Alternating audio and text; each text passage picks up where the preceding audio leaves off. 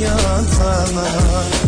O kıydı mehirli gözü, cemalına aşık oldum kıyılarım oldu. O kıydı mehirli gözü, balık köşkünde tutalı toyu.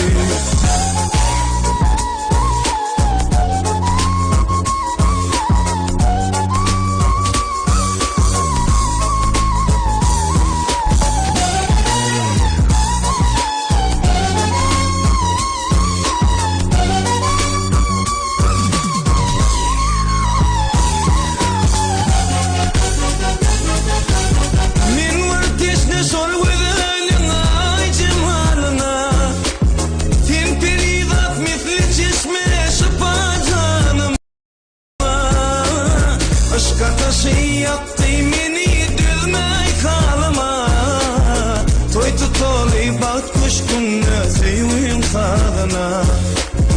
Işka taşı yaptı beni düzmey kalıma, toy tutoli bak kuşkunna sevim kadına. O kıydı mehirli gözü, cemalına aşık oldum kıyılarım oldu. O kıydı mehirli gözü, balık kuş